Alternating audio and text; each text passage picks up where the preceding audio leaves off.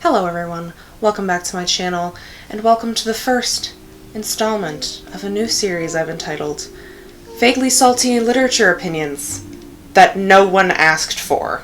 I'm your host, Katie. My qualifications are, I'm going to be a graduating English major, I'm going to get my graduate degree in English literature, and from my bookshelves behind me, clearly I'm a reader and an academic.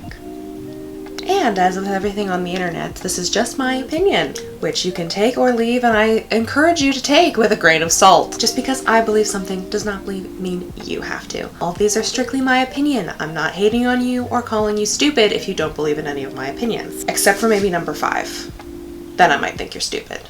But we'll get there. Again, this is supposed to be sarcastic and a little bit funny, so please sit back and enjoy, and if you don't like, don't watch. Okay. Let's start with number 1.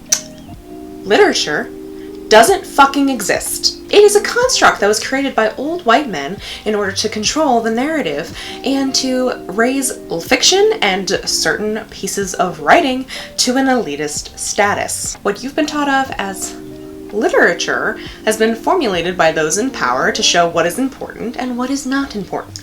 In reality, everything and nothing is literature. Fan fiction is literature. Think of your favorite book in the entire world. Literature. Shh. Shh. It doesn't matter what it is. It's literature. Trust me. A blank chalkboard. Literature. A scribble on a napkin. Literature. Your grocery list. Literature. The Sympathizer by Viet Thanh Nguyen. Definitely literature. Please go pick up this book. It's so fucking good, and if you don't go read this book, I will absolutely come to your house. Anyway, that was a little aggressive. Sorry. It's supposed to be only vaguely salty, not incredibly salty. Anything you want can in fact be literature. Literature is your definition. Anything that you think is literature can be literature. You can come up with your own rules and guidelines. It doesn't mean other people will follow it, but it's really just a label that will try to gatekeep people from the academic world while also shitting on people who like light and fun fiction. Specifically, women. But that's an entirely different subject that drifts into feminism, and we're not here to get that deep yet. Number 2, Shakespeare isn't boring or hard to read. You were just taught incorrectly. Now, I kind of want to make an entire series on Shakespeare. Because I love Shakespeare, I will never stop pushing my Shakespeare agenda. Yes, I do actually own a bust of Shakespeare. He usually sits up on my shelf higher with all of my other Shakespeare things. Themes within Shakespeare are actually universal, which I know is assuming a lot, and also saying that without considering the nuances and functions of society is inherently ignorant, but trust me, you can find meaning and relatability in Shakespeare's plays. Except maybe The Tempest. That one's just downright racist. Which leads me to number 3. You can enjoy problematic fiction and to derive your own meaning from it, even if it wasn't the intent of the author to give you that meaning. Now, before you come for my head with pitchforks and torches, I'm not saying that we ignore those problematic features that are in a lot of literature, especially old classic literature, and now quite recently, since a specific wizard creating writer has just revealed that she's a horrible, horrible human being. No.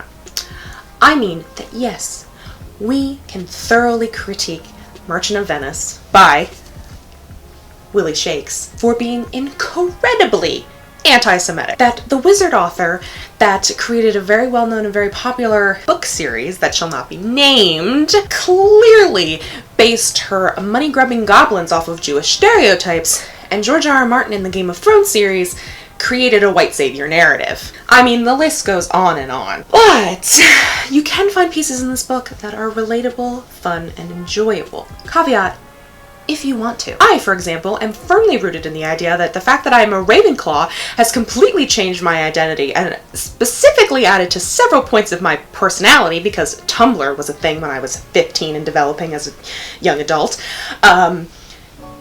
Will I ever get rid of that? No. But I still do love reading these things. I still love reading into the queerness of every single Shakespeare play. And the way that George R.R. Martin dives into morally complex gray characters is what I crave in a fantasy. Do I ignore those problematic things?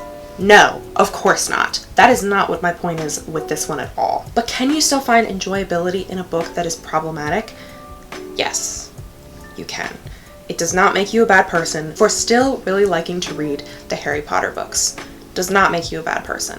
What would make you a bad person is ignoring the ignorant and harmful and racist things that are in some of the books that we read. And even if it's been deemed problematic, you still can thoroughly enjoy something while also seeing the flaws and things in it that you think are problematic and bad. On that same note though, if you don't want to enjoy these things anymore, you don't have to. That's the great thing about literature. If you've read a book and you don't like it, or you're reading halfway through it and you don't like it, you can get rid of it.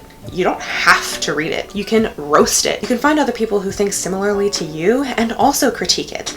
And hopefully through your critiques, you can possibly educate the author if they aren't completely pig-headed and want to continue to bury themselves deeper and such. You can definitely hate a book and rant about it, like I'll do later.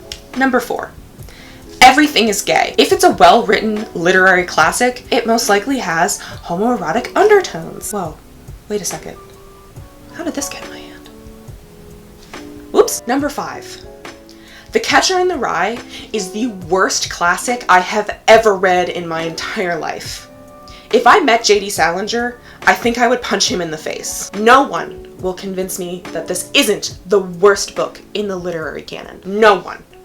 If a boy says that he relates to Holden Caulfield, run in the other direction. Number 6. Mary Shelley invented science fiction, and she is everything that I've ever wanted to be and more. In this household, we stan Mary Shelley. If you don't think she created science fiction, if you don't love Frankenstein, I don't think we can be friends. I'm just kidding, but I'll definitely ask for your opinion on why you don't like Frankenstein. If you have a valid reason, I'll definitely still be friends with you. But if you just hate it because you read it in high school and didn't actually have a good teacher that taught you the real meaning of Frankenstein, and honestly, all of those people who are saying, oh, people who say Frankenstein is the monster are actually right, because Victor Frankenstein is definitely the monster in that story. And if you didn't see that, I think you need to read it again or talk to me about why I love Frankenstein so much. I love Mary Shelley, and that's something I won't apologize for. And lastly, number 7. You don't need a literature degree to analyze literature. If we refer back to point 1, everything and nothing is literature. So you decide what it is. Sure, does it, in my opinion, help deepen the analysis of books to have the toolkit and the things that you learn in your literature degree to back up what you're saying? Yes. Can you also learn these things outside of the classroom? Yes. Did taking other classes in my degree also help me analyze literature? Yes. I took a religious studies course and read about Karl Marx. I'm pretty sure I've read about Karl Marx in literally every single class I've ever taken. I could do an entire video on Daddy Marx. I just say Daddy Marx, and there I did, saying it again. But honestly, the best thing about the internet is that A, you can learn from the internet, and learn other things and read other things and formulate your own opinions. And 2, you can spout off whatever the fuck you want. Does the fact that I will have a literature degree in my hands come January make me qualified to talk about any of these topics? Yes, but also no, because having that degree does not make me qualified. I was qualified before that, because I'm a human being who reads. But whether people will listen to you is an entirely different story. But then again, that's completely out of your control, and you, only you, can control what you look at and what you listen to and what you say and what you believe. Alright, thank you so much for watching. I hope you enjoyed this edition of vaguely salty literature opinions that no one asked for. Definitely leave me a comment down below of what your vaguely salty literature opinions are. Do you agree with mine? Do you disagree with mine? Let me know down below, and I will see you guys in my next video. Bye!